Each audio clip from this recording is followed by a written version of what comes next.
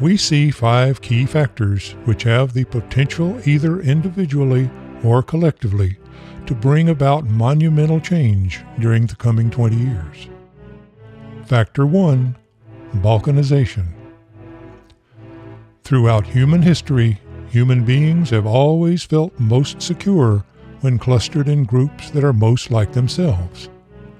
The intrusion of non-homogeneous groups, races, religions, or socio-political persuasions can and does produce among the clan feelings of fear, animosity, resentment, and strife. When we look at America and Western culture today, we see everywhere the effects of what we think of as balkanization.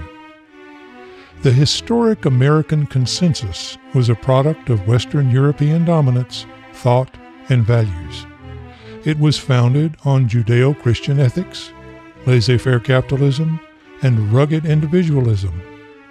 This consensus arguably resulted in the most powerful and prosperous nation in all of human history. Today, rapid demographic and sociographic changes have altered the landscape dramatically. The divisions of race, politics, philosophy, socioeconomic factors such as the rapid decline of the middle class, and other issues are joining to threaten the very fabric of Western civilization. All of the efforts to promote diversity and multiculturalism have fallen on many deaf ears, and the imposition of Orwell's Newspeak has only created further animosity and resentment. As we see it, all of this divisiveness has accelerated very rapidly, especially during the past decade. When we look just a short way down the road, we cannot but see a clear potential for further acceleration, leading all too soon to a potentially catastrophic collision.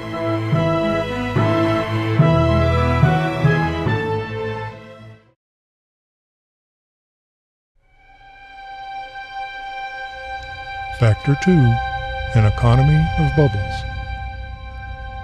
When children blow bubbles, they expand to a point and then they burst.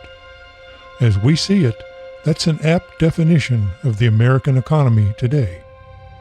A simple definition of a bubble would be any sector of the economy that gets far out of sync with the real growth of the GDP and threatens other sectors. We've seen the bursting of large bubbles during the past decades. The savings and loan bubble, the dot-com bubble, and most recently, the housing bubble. Rather than learning from the mistakes of the past, it appears that we have chosen to compound them. Consider some of the following bubbles that threaten the stability of America and the world. Perhaps the biggest bubble of all is the federal government. Our national debt has now grown to nearly $20 trillion, a number equivalent to $65,000 for every man, woman, and child in America. In just 7 years, the national debt has increased by almost $7 trillion. And today, the federal government is spending more than $1.3 million every single minute of every day that it simply doesn't have. We also see bubbles in many other sectors of the economy. For instance, in 1960, the total amount of health expenditures in America represented about 4% of the gross domestic product. Today, that number is at 18% and rising rapidly. In a world of higher education, the same thing has transpired, as tuitions and costs have risen faster than the GDP for years. The result is that student debt has now surpassed even the total credit card debt in America, and millions of younger people wind up living with their aging parents because they simply cannot afford an independent lifestyle. Despite the very recent housing crisis that almost sank the American financial system, we've seen housing prices once more soaring in America, particularly during the past 2 years, with a result that in many markets, houses are just as expensive today as they were prior to the crash. Further, the cost of rentals has also soared in recent years. A bubble of sorts that is rapidly deflating is the middle class in America, particularly among the blue-collar middle class, due to the shifting of sustaining jobs to offshore factories. Real income growth in America has simply not kept pace with the demands, and today millions of people are forced to work multiple part-time jobs just to survive. There are other bubbles too. The auto industry in the past decade has rapidly inflated prices. The internet has expanded at phenomenal levels, threatening brick and mortar retailing, communications, and other sectors of the economy. When we look at all of these bubbles, we cannot avoid the conclusion that major change is on the very near horizon.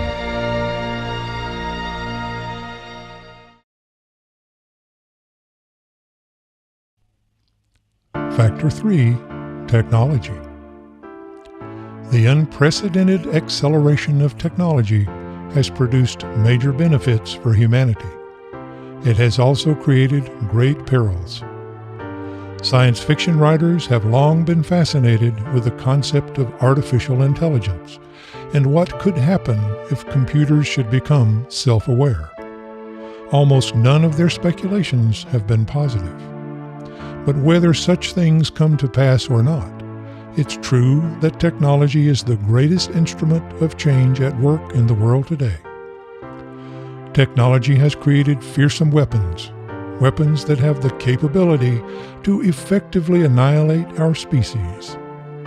Today, those weapons are falling into less and less stable hands, and we think that the likelihood of their use is increasing rapidly. Aside from the overt threat, technology has also created levels of complexity that are nearly inconceivable. It is certainly true that the more complex a machine, the greater the likelihood of its failure. The world that technology has made today is simply unable to function without the aid of multitudes of networked computers. A systemic failure of a large part of those networks, say, due to a cyber war or perhaps to something along the lines of an electromagnetic pulse, could effectively shut down human civilization in the space of a few minutes. As catastrophic as those scenarios might seem, they're not the only dangers of technology.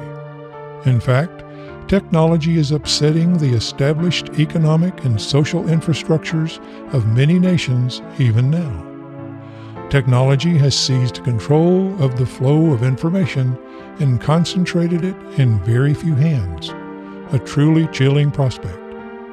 It has nearly eliminated large sections of the blue-collar middle class through controlled offshoring, robotics, and more.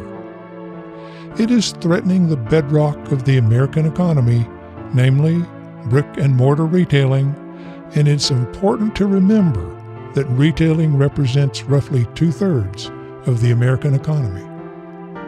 With the accelerating pace of technologically driven change and the potential negative outcomes from that change, it's impossible not to see major change at hand.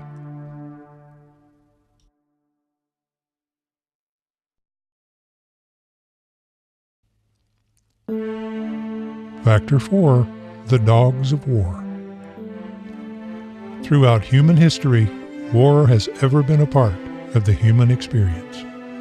As a species, this is our greatest and deadliest weakness, and we seem as drawn to violence as a moth to flame. With the rapid increase in human populations throughout the world, it is clear to us that the potential and likelihood for catastrophic conflicts has also increased in like manner. Today, there are nuclear, chemical, and biological weapons that are fully capable of annihilating large segments of humanity, or perhaps even all of it. Such weapons could be utilized either wittingly or as the result of a single catastrophic mistake. These terrors from Pandora's chest are now falling into the hands of those who are most likely to use them: dictators and rogue regimes, unstable nations, and even more chilling, into the hands of terrorist groups and cells. Many of these groups believe that their mission is to remake the world in their own image, and they see such weapons as a means to that end. It would therefore be the height of folly to imagine, first, that these weapons can be denied those kinds of groups, and secondly, that they would hesitate to use them. The world is filled with hotspots and with people who believe in their course with a holy zeal that is willing to sacrifice all to achieve their objectives. We must also remember that not all warfare is violent in nature. There is the real prospect of cyber war and other methods that could produce major change in civilization in the blink of an eye. We see any of these scenarios as entirely plausible within the next 2 decades.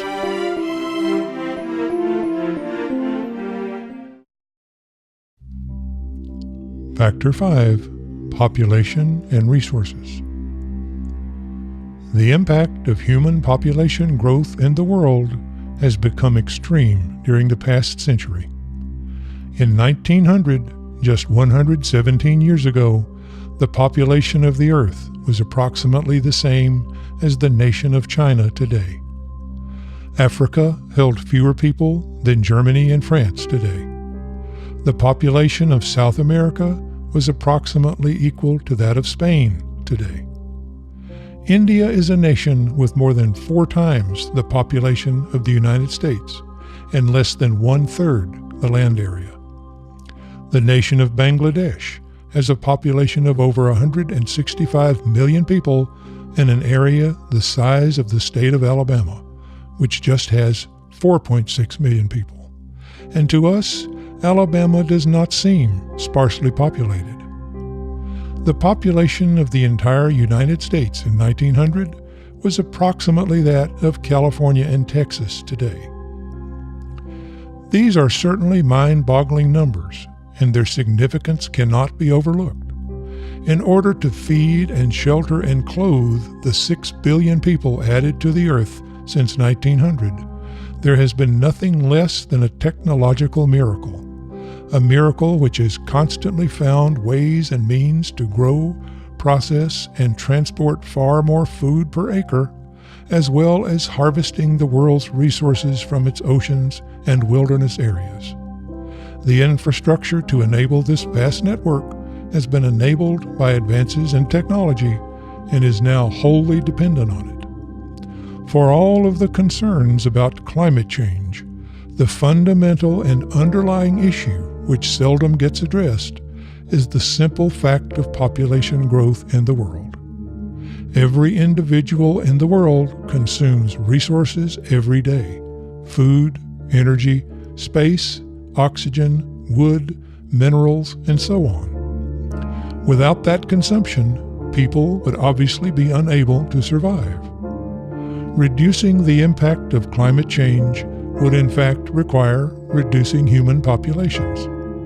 The two things are intertwined. One question for some time has focused for us on what happens if all or part of the infrastructure of the world should fail, and how likely is that to occur within the next 10 or 20 years. Our answer would be very likely indeed. The next part of our survey will focus on what nature might do to us.